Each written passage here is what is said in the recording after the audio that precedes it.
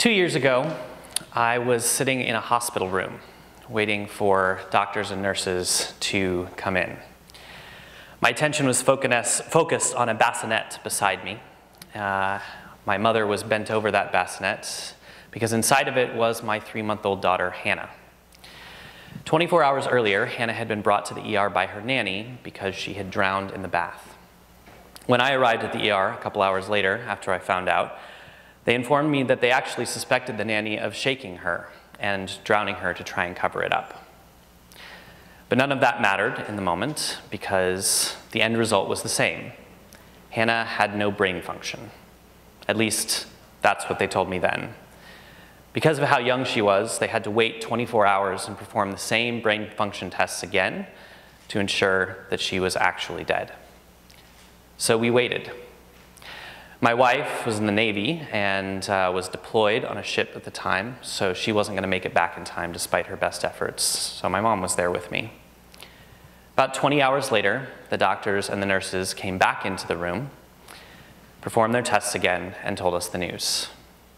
Hannah was gone. Anguish is the best word that I can think of to describe the emotion that I felt right then.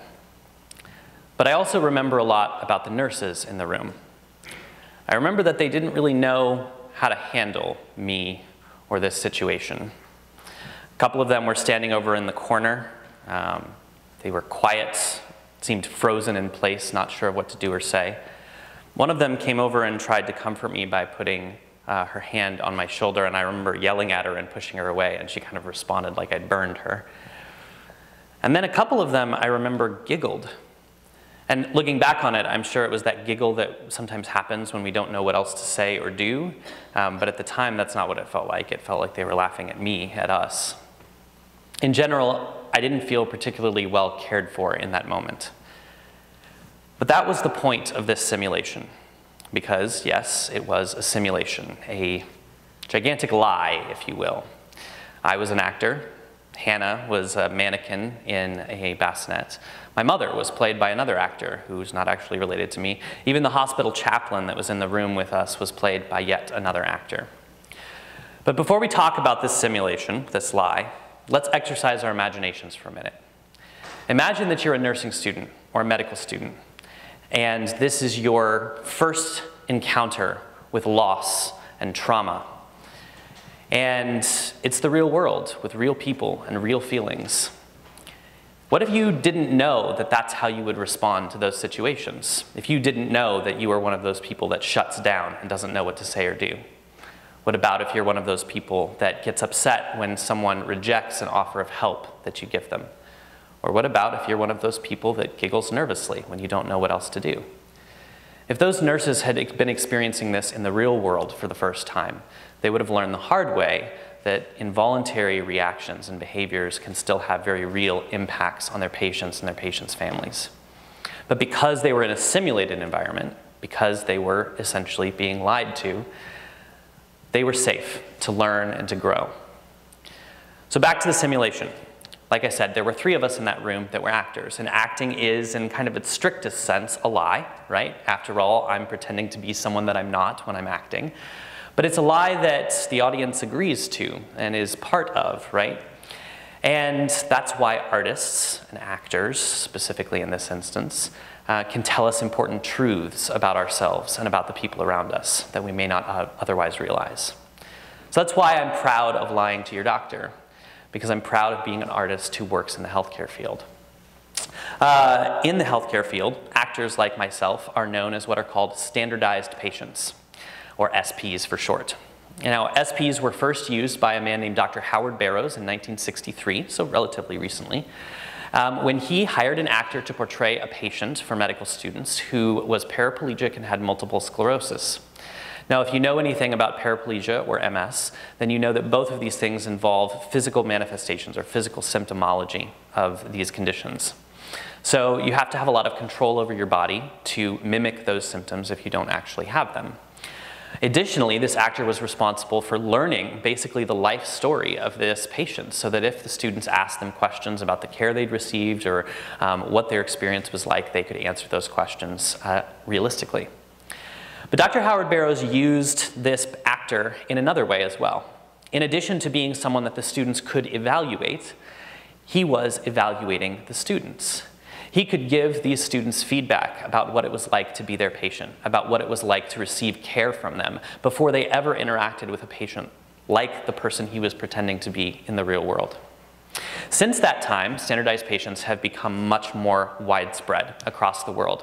They're very common in medical school training now, to varying degrees depending on which medical school you're talking about. And they've expanded. Nursing programs use standardized patients, including the one here at Texas A&M University. Even veterinary medicine programs sometimes use standardized patients, like the one here at Texas A&M. After all, vets have to know how to talk to and communicate with the human companions of their animal patients, right? So standardized patients have become so important to medical care that in the United States, one of the tests that medical students have to take on their way to receiving their medical license involves what I call the SP Gauntlet, or 12 standardized patient encounters over the course of 8 hours. Which means that they're evaluating 12 patients, but they're also being evaluated by 12 patients on the level of care they receive, their communication, their rapport building skills, etc. So who are these standardized patients? Who are these people that are so important to medical training? Well, the short answer is that they could be anyone, right? Some of them are like me and have a lot of formal training in acting and theater and acting teaching. Some of them are former or current educators or former or current healthcare professionals, future educators, future healthcare professionals, and some of them are none of the above. Some of them are people that are passionate about the work that we do to help prepare the next generation of healthcare professionals, but they don't necessarily have a history of artistic training.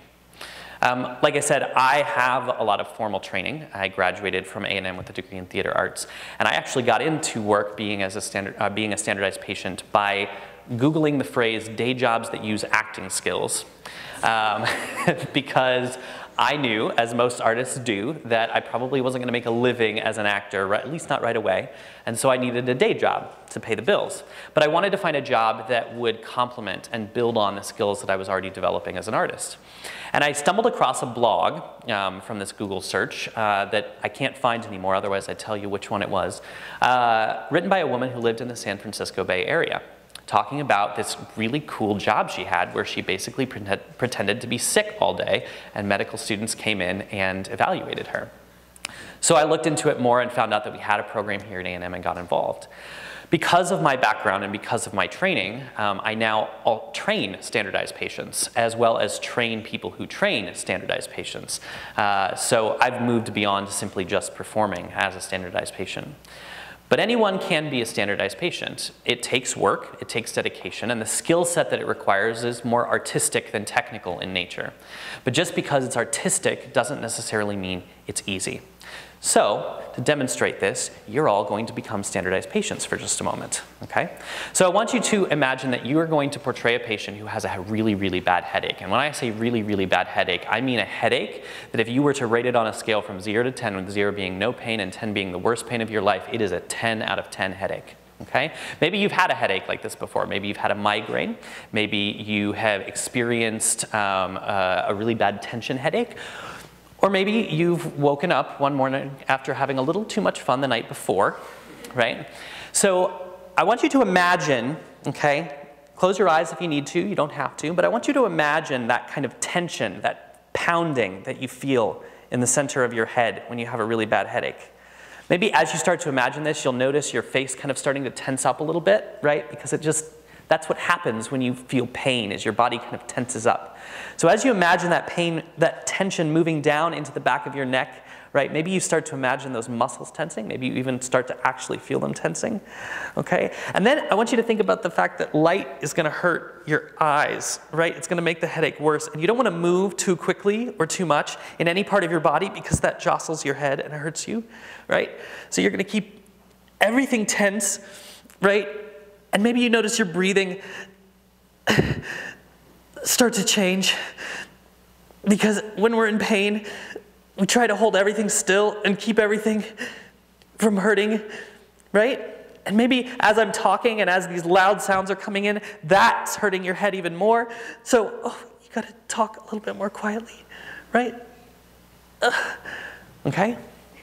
Now I want you to imagine holding that level of pain for 20 minutes at a time, up to 10 times per day, because that's how many students we can see in a given day. It's not easy, right? It takes skill, it takes practice, it takes training to be able to use our bodies in this way, right?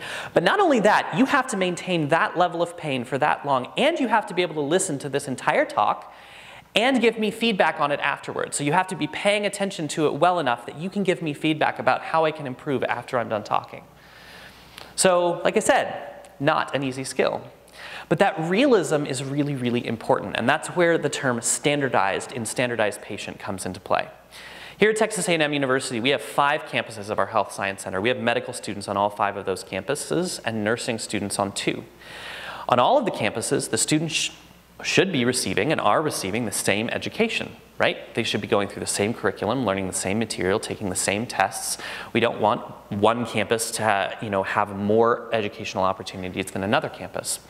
So we have to standardize it, which means that, let's say, we'll use this headache example, we have campus A, where we have standardized patient A and student A, and campus B, where we have standardized patient B and student B. And on campus A, student A walks in to see standardized patient A like this. And as soon as they walk in, without even talking, the student can see that this patient is in a lot of pain, right? Think about how you would want this physician, this young medical student, to interact with a patient like that, especially if you were that patient. You'd want a sense of urgency. You'd want them to engage with you. You'd want them to keep their voice down. You'd want them to acknowledge your pain as quickly as possible, right?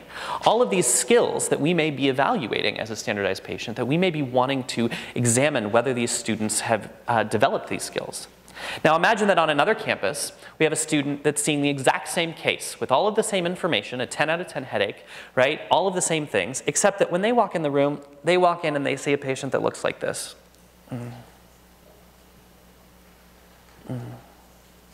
Right? Extremely different experience, especially because if you saw a patient like that who said that they were in 10 out of 10 pain, you might think that they were lying in order to get pain medications, right?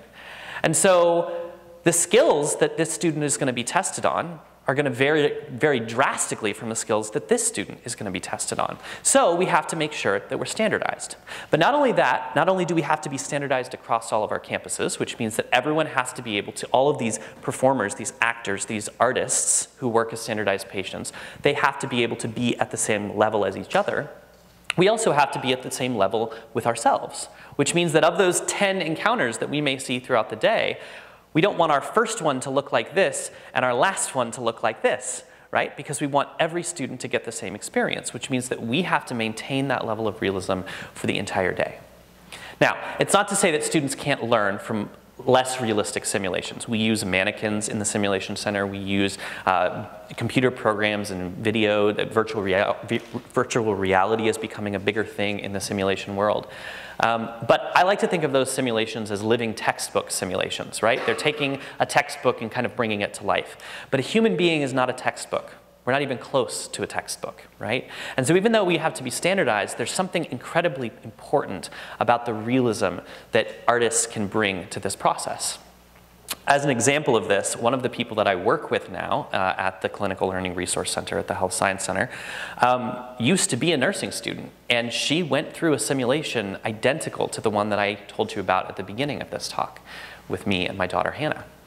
And she talks about the fact that not long after she went through that simulation, she actually experienced something almost identical to that in the real world.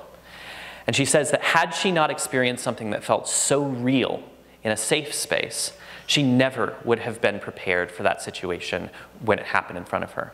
But because she'd been through it once, in a very real way, with real emotions and a real experience, a very well-told lie, if you will, she was able to maintain her cool under pressure, respond to the family in a way that was meaningful, and engage with them and care for them in a way that they could appreciate and receive in that moment. So, this is the importance of art in medicine, a field that we don't necessarily think of as being in any way artistic, right? We think of it as being clinical, as being scientific.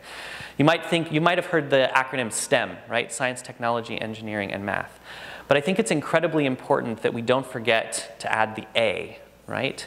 Because STEAM, right, STEAM powers our medical field. It's what broadens the horizon of medical care. It's what improves the future of the care that we will receive as patients. Because none of us want to be cogs in a machine, right? So how do you, as a nurse who has a lot of patients to see in a given day on a hospital floor, make every single one of them feel like they matter and that they're not just a number on your clipboard? Standardized patients, artists can help you learn that. What if you're a medical student or a doctor and you have to explain a really complicated diagnosis and a complicated plan of care to a patient, and you want to make sure they actually understand you and that they're not just saying they understand because they're intimidated by you as a physician, right? Standardized patients, artists can help you learn that. What if you're trying to deal with an angry patient and you need to learn how to get at the core of that anger, right? Rather than just treating the symptoms of the anger, but really truly help that person feel understood about the thing that is causing them pain and frustration and anger. Standardized patients and artists can help you learn how to do that, right? So this is the point of using artists in healthcare.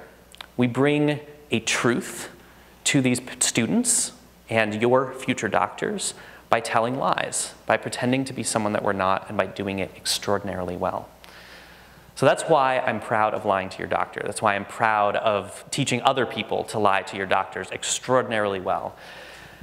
We lie because you shouldn't have to. Thank you.